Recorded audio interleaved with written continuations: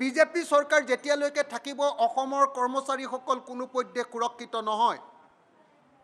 অসমৰ শিক্ষকসকল সুৰক্ষিত নহয়। বিজেপি চৰকাৰ যদি থাকে কৰ্মচাৰীসকলে গোটেই জীৱন কাম কৰাৰ পাছত তাৰপিছত ভিক্ষাৰী হৈ কটাব লাগিব। পুনৰ সৰব অখিল গগৈ। UPS অথবা NPS নহয়, OPS বাহাল ৰাখিব লাগে ৰাজ্য চৰকাৰে। ৰাজ্যিক কৰ্মচাৰীসকলৰ বাবে NPS অথবা UPSৰ পৰিৱৰ্তে পুৰণি পেঞ্চন ব্যৱস্থা বাহাল ৰখাৰ দাবীৰে বিধানসভাত সংকল্প প্ৰস্তাৱ উত্থাপন শিৱসাগৰৰ বিধায়কগৰাকীৰ।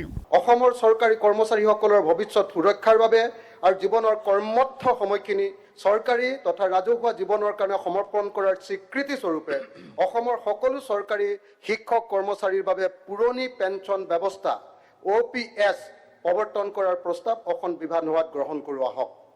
অখিল গগৈৰ এই প্ৰস্তাৱলৈ সমৰ্থন কংগ্ৰেছ, AIUDF আৰু CPIMৰ বিধায়কসকলৰ। বিধায়ক গগৈৰ দাবী UPS NPSতকৈও ভয়ানক। NPS চিষ্টেমত যিটো 10% পইচা আপুনি দৰমহাৰ পৰা কাটি যাব, সেইটো আপুনি যিদিনা ৰিটায়াৰ কৰিব সেই 10% পইচাটো একেলগতে আপুনি ঘূৰাই পাব। গতিকে যাবৰ সময়ত আপুনি অন্ততঃ 20 লাখ টকা এটা পাই যাব।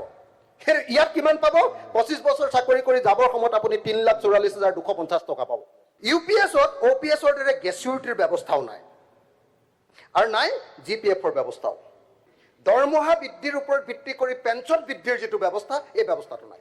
আজিৰ দিনটোত যিবিলাক মানুহে চাকৰিত অংশগ্ৰহণ কৰিছে তেওঁ 10 বছৰৰ পাছত যদি 10,000 টকা পেঞ্চন পায় সেইটো আজিৰ দিনটোৰ 1,000 টকা মান হ'বগৈ। পিছে বিৰোধিতা শাসকীয় পক্ষৰ। ইয়াৰ পিছতে সদনত ভোট গ্ৰহণৰ দাবী বিধায়ক অখিল গগৈৰ। বিধায়ক গগৈৰ দাবীক নস্যাৎ কৰি সদন পৰিচালনাৰ চেষ্টা উপাধ্যক্ষ ডক্টৰ নুমল মমিনৰ। তাৰ পিছতেই এই পৰিৱেশ। যিসকল বিপক্ষে আছে কওক নহয়, মই ভাবো নহয় সপক্ষে নাই স্যার আমাক ডিভিজন লাগিব, ডিভিজন স্যার, ডিভিজন লাগিব স্যার, নাই আমাক ডিভিজন লাগিব, না স্যার ডিভিজন স্যার, নাই স্যার ডিভিজন কাৰ্যসূচী ডিভিজন স্যাৰ, নাই এইটো একদম এতিয়া মাননীয় কোন কৰ্মচাৰী পক্ষত আছে কোন নাই স্যাৰ, এইটো দুধ পানী কাপানি স্যাৰ, ডিভিজন হ'ব লাগে স্যাৰ, ডিভিজন অলৰেডি নাকচ কৰা হৈছে। ডিভিজন নাই স্যাৰ, নাকচ হোৱা নাই, এইটো ডিভিজন লাগে স্যাৰ, আমাক ডিভিজন লাগে স্যাৰ, নাই ডিভিজন লাগে স্যাৰ, আমি আটাইকেইটা বিৰোধী দলে কৈছো। পৰিণতিত দিনটোৰ বাবে সদনৰ পৰা বহিষ্কৃত অখিল গগৈ। ইয়াৰ মাজতে সংবাদ মাধ্যমৰ সন্মুখত প্ৰতিক্ৰিয়া অখিল গগৈৰ। আজি দ্বিতীয়বাৰৰ কাৰণে মই সদনৰ পৰা খেদা খালোঁ। মোক বহিষ্কাৰ কৰি দিলে, গোটেই দিনটোৰ কাৰণে এইবাৰ বহিষ্কাৰ কৰিলে। যোৱাবাৰ 1 ঘণ্টাৰ কাৰণে কৰিছিলে, এইবাৰ মোক দিনটোৰ কাৰণে কৰি দিলে। যেতিয়া চৰকাৰে ক'লে যে OPS দিয়া নহ'ব, আমি ক'লোঁ যে OPS দিব লাগিব। চন্দ্ৰমোহন পাটোৱাৰীয়ে ক'লে কাৰোবাক লাগিলে আমি NPS দিম আৰু NPS নালাগে আমি UPS দিম, আমি কোনো পধ্যে OPS নিদিওঁ।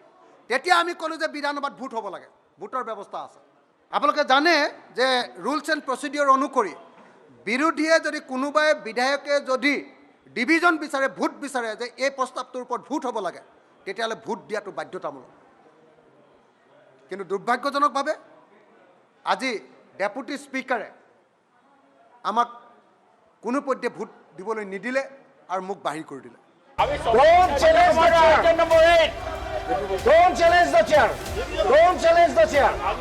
ব্যুৰ' ৰিপৰ্ট, প্ৰতিদিন টাইম।